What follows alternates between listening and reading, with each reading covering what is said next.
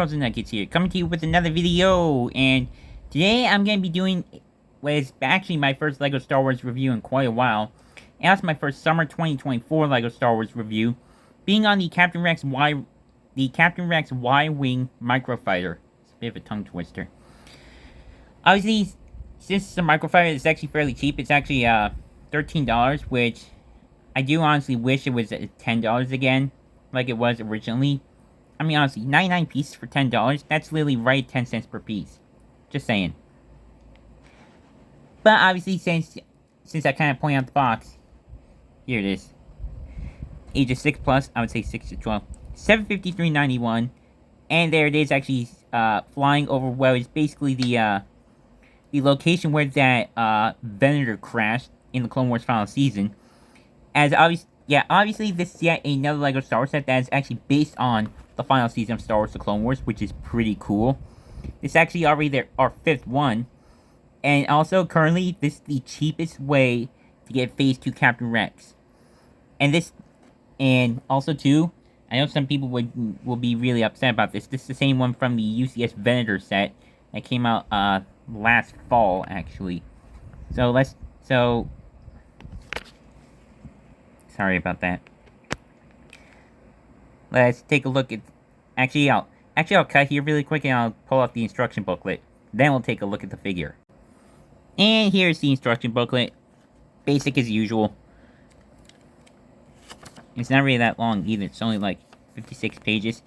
And there's an ad for some of the other summer 2024 LEGO Star Wars sets.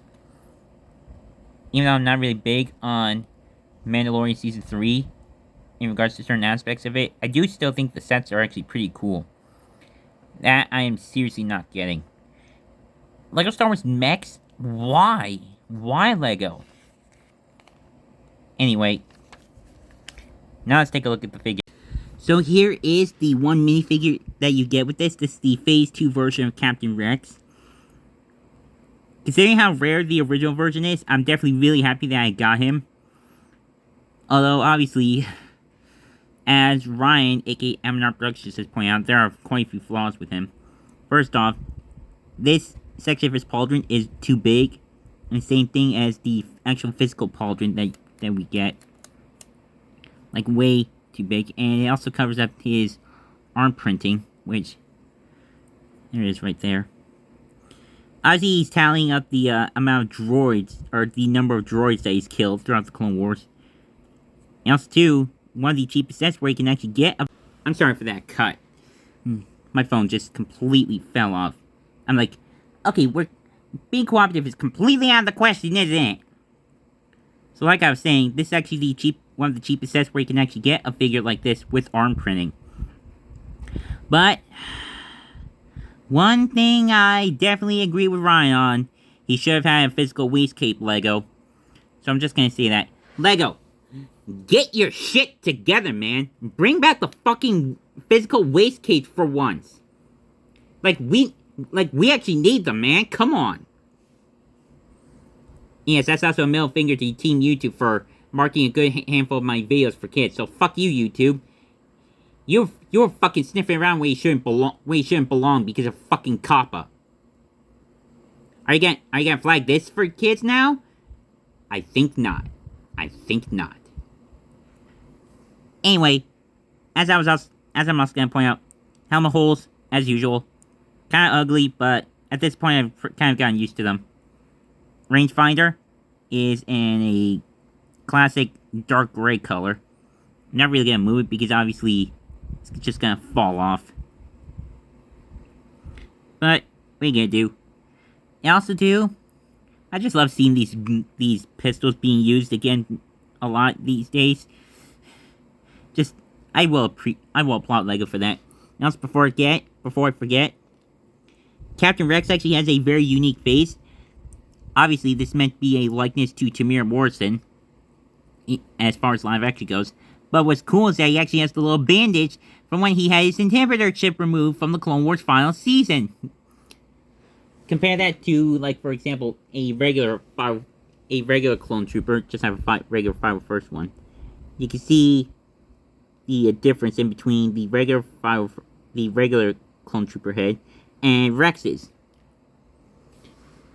In case you're gonna ask, yes, I do have my full 501st Army right next to me. I want to get through this review first, and then I can show him along, and then I can show Rex basically leading the my 501st Legion. So first, put his helmet on. Okay, so here is Captain Rex's Y-wing microfighter. You can see the figure alongside, right next to it. It's obviously it's very, very small.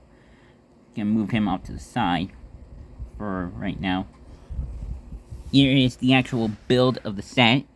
It's actually a pretty nice build. You can definitely recognize that it is supposed to be a 501st themed Y-wing from the Clone Wars. Actually, this is my very first LEGO Star Wars Y-wing I've ever had. I really want to get a newer Y-wing from the original trilogy at some point. Again, LEGO, please make a new Y-wing. The last one we had was in 2017 for Rogue One. It would be really awesome to see a new one for the OT era. You also got a nice little seat right there for the pilot, which would be Rex here. And you also get a couple of little stud shooters. Obviously, you know how these work. You just press them down and...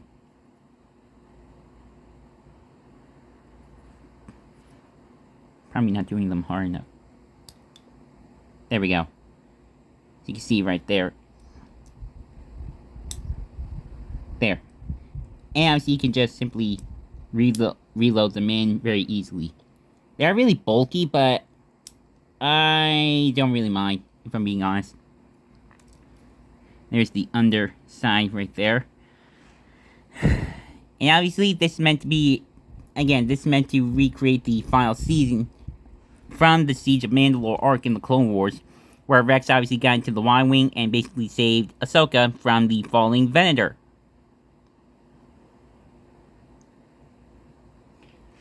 I know a lot of people are kind of bittersweet about this, like we're happy we finally got a Captain Rex Y-wing, but it's just a microfighter version instead of a full-size version.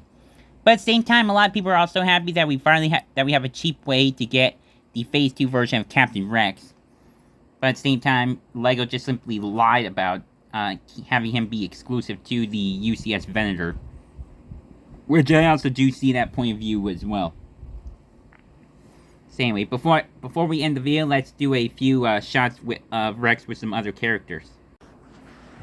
So here's Captain Rex alongside the general that he obviously is subservient to, Anakin Skywalker. This is my 2014 Anakin, just with the 2018 Starfighter head. I just simply rubbed off the headset on both sides. Here he is alongside his partner in the Siege of Mandalore, Ahsoka Tano. You know what, Rex? I'll let you say it. Some things never change. Yep, you're right, Rex. Some things never change. Memories of watching the Siege of Mandalore for the first time in 2020. Holy shit. Here he is with both Ahsoka and Darth Maul. This Darth Maul is from the Duel on Mandalore set. And then here he is with Bo-Katan, Ahsoka, Maul, Garth Saxon, Bo's Mandalorian Loyalist, and the 332nd. Now that is a freaking sick-ass Siege of Mandalore collection right there. This is one of the things I was super excited about when I saw that he was getting this Microfighter release.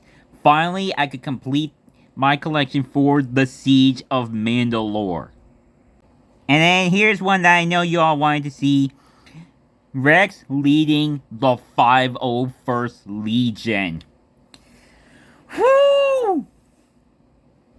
And I'm just gonna let you know, this consists of 4 of the 2020 501st Legion Clone Trooper set, and 2 of the 501st Clone Troopers, as I call it, 501st Specialists Battle Pack. Holy shit. If there's one army that I truly want to dedicate a lot of time and resource to actually making, it was definitely going to be the 501st. Again, I got all the troopers at first. All I needed was Rex to complete it. So I hope to maybe possibly get that 25th anniversary 5s figure and maybe get a custom helmet. And you know what? Why the hell not? Get the 332nd here in here as well.